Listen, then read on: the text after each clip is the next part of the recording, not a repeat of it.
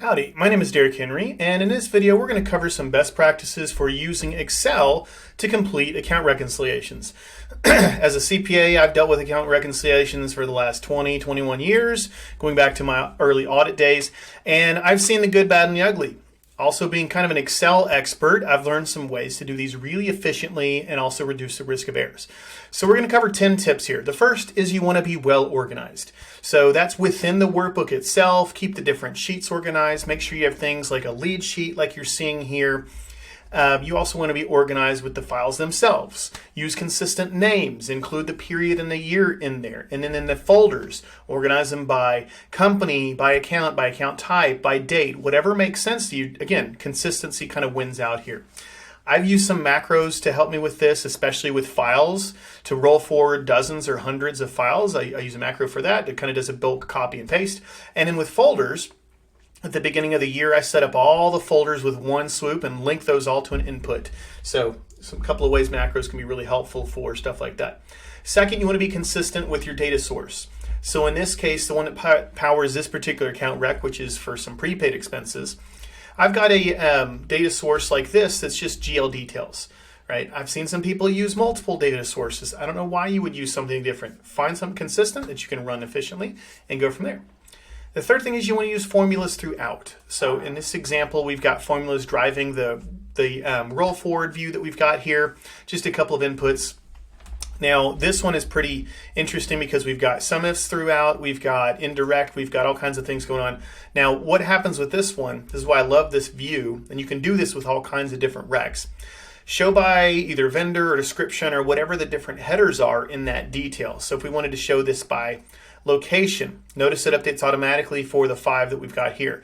This uses the unique formula, which is one of the newer Excel dynamic array formulas that will automatically expand the columns and the rows based on the data that's returned. Really, really cool.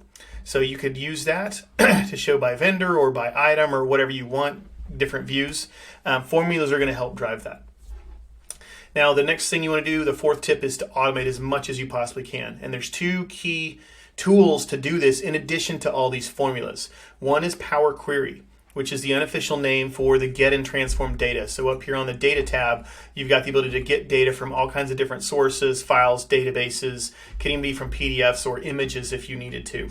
That is a popular way to get data, to transform it, add calculated columns, filter it, repivot it, do some validations and some calculations to it. So that's one option. Another one is using macros.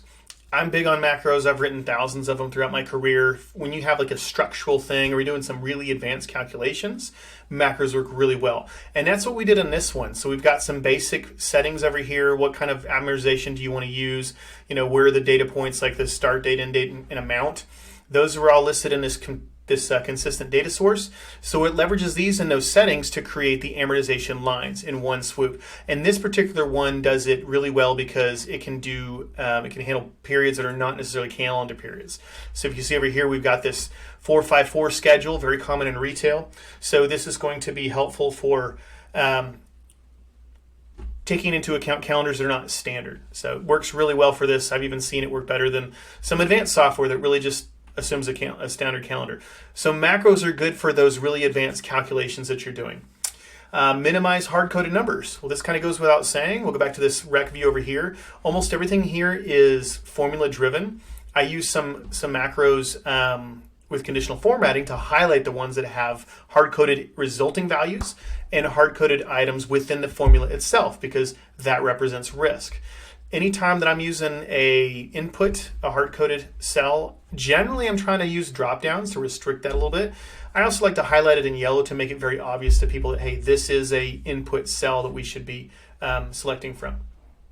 6th tip is to use an audit trail. So that can mean a couple of things, but in this case, we just want to make sure that we have some type of a document behind each of the items that rolls through this particular rec.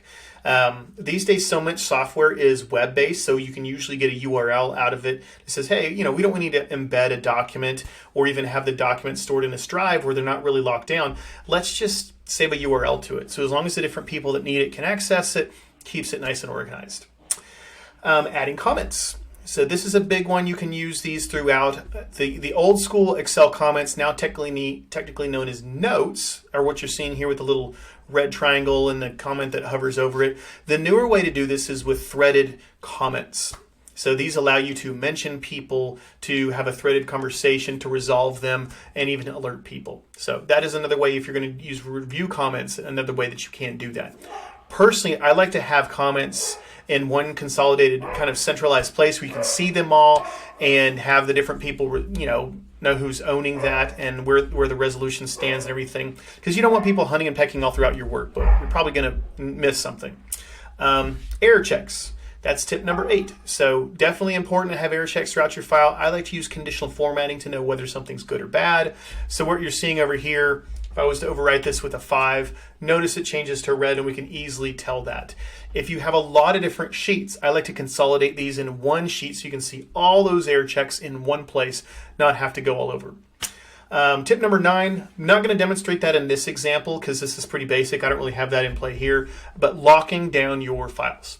Worst thing you want to see is somebody to create all this work and then the next period they accidentally override it, or maybe you delete a bunch of files. I had a case several years ago where somebody accidentally deleted the entire monthly folder of files, a couple hundred of them, and a lot of that work had to be redone because backups weren't up to the second. So lock those down, make them read-only if you want to. I like to recommend workflow-driven products like Blackline. It's definitely something I've used that can help with that. Once the workflow is done, files are going to be locked down, anything that's using to support it. And then the last tip here, number 10, is to start this process before month end. I've never really understood why people do recs after they close the books, because if you find an issue, you're either creating a whole lot of work to undo things, or you're punting to the next period, which makes it not correct. So whether it's doing things every single day with a lot of volume when you have like a bank rec or credit card recs, that seems to really help keep up with things. Even if it's just once a week or even a few days before the period ends and then you update it if you need to, there's so much work that can be done during the period itself. Don't wait till month end. You're going to save time. You're going to be able to accommodate or deal with errors a lot sooner. So that's it for today's video on some Excel tips for managing account recs. Hopefully you found this helpful. If you do, give us a like, a comment, share with your friends, and watch out for future tips and tricks just like this one. Thanks for watching and have an awesome rest of your day.